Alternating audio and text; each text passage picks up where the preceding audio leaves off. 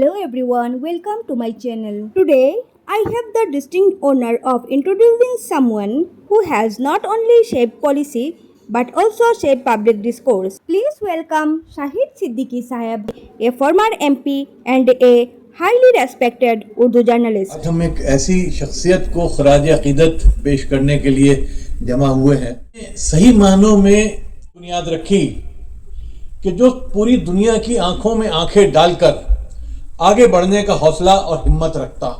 मैं उनसे पहली बार एक स्टूडेंट की हैसियत से मिला था दिल्ली यूनिवर्सिटी में। अली मोहम्मद खुसरो साहब थे दिल्ली स्कूल ऑफ इकोनॉमिक्स में, उनके पास वो मिलने आए थे और हम खुसरो साहब के पास जाते थे गपशप करने। खुसरो साहब को नौजवानों से बात करने का बहुत शौक था, तो हम स्टूडेंट जाते थे। तो वहाँ पे मुलाकात हमारी मनमोहन सिंह जी से हुई और उसके बाद मौका मिला मुझे कई कमेटियों में कांग्रेस की उनके साथ काम करने का। माइनॉरिटी सेल का जब मैं चेयरमैन था और वो इकोनॉमिक सेल के चेयरमैन थे, तो हमारा दफ्तर बराबर था। कभी कभी उनसे बात होती थी, गुफ्तगू होती थी। मैंने उन्हें हमेशा अपना एक उस्ताद माना, सारी ज़िंदगी उनको एक गुरु के तौर पे, उस वक्त से मेरे उस्ताद की हैसियत से मैंने उनसे सीखा।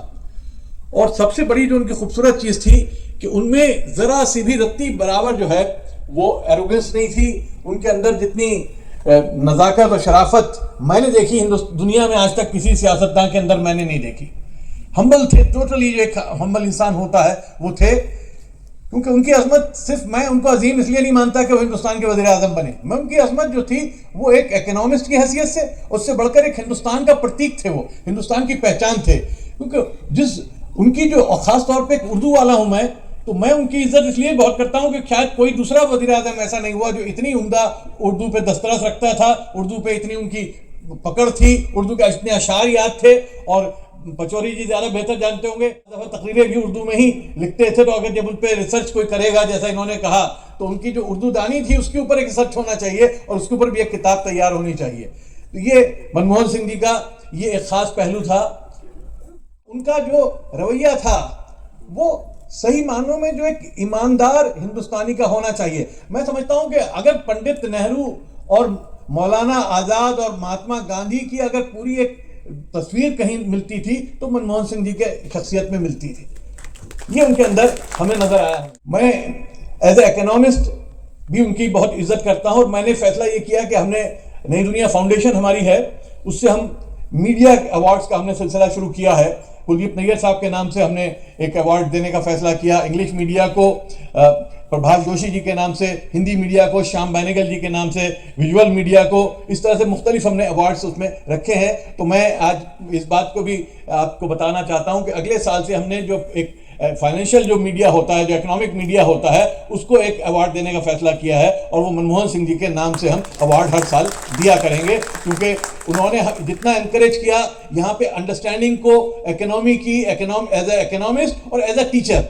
क्योंकि उस वक्त तक मैं समझता हूं कि उतना पावरफुल हिंदुस्तान में इकोनॉमिक जो जर्नलिज्म है वो इतना पावरफुल नहीं था जितना पावरफुल मनमोहन सिंह जी के आने के बाद, जब वो फाइनेंस मिनिस्टर हुए और उन्होंने जितना एनकरेज किया। उनके साथ सफर करने का मौका भी मिला, प्रेस कॉन्फ्रेंसेस में हिस्सा लेने का मौका मिला। अरसे मैं उनका क्रिटिक रहा। मैं उस वक्त समाजवादी पार्टी में था। समाजवादी पार्टी का एक टकराव होता था कांग्रेस के साथ और टकराव भी बाज़ दफ़ा बहुत ही जो है कड़वा हो जाता था।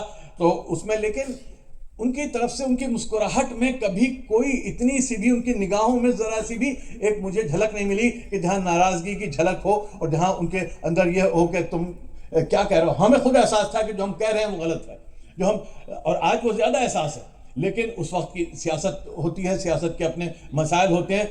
बहरहाल हिंदुस्तान इस बात को याद रखेगा और हमेशा याद करता रहेगा। उनको याद करके हम बेहतर हिंदुस्तान का तामीर कर सकते हैं, उसको हम आगे बना सकते हैं। क्योंकि बगैर उस इकोनॉमिक विजन के, पॉलिटिकल, इकोनॉमिक और सोशल विजन थी, उसकी टोटलिटी थी। बहुत अच्छे प्राइम मिनिस्टर्स हुए हैं, उनके साथ करीब से काम करने का भी मौका मिला है। किसी के पास पॉलिटिकल विजन होती है, किसी के पास सोशल विजन होती है, किसी के पास इकोनॉमिक विजन होती है, लेकिन तीनों विजन्स इतनी मुकम्मल हो किसी के पास, वो मैंने मनमोहन सिंह जी में देखा कि उन्होंने कभी माइनॉरिटी सेल के, मैं जब चेयरमैन था मैंने कई बार उनसे रिक्वेस्ट की कि हमारी मीटिंग है माइनॉरिटी सेल की, आप उसमें तशरीफ ले आए। उन्होंने बहुत मोहब्बत से, बहुत प्यार से इनकार कर दिया, क्योंकि उन्होंने कभी अपने को as a member of minority नहीं समझा। उन्होंने हमेशा हिंदुस्तानी की हैसियत से जो कहा, जो किया, जो भी एक्शन लिया, जो भी बात कही, वो एक हिंदुस्तानी की हैसियत से कही। कभी एक हिंदू, मुसलमान, सिख, ईसाई की हैसियत से उन्होंने कोई काम नहीं किया। मैं एक बार फिर उनका खराज अकीदत पेश करता हूँ और इस्लामिक सेंटर को मुबारकबाद पेश करता हूँ कि आज आपने याद किया। बहुत बहुत शुक्रिया।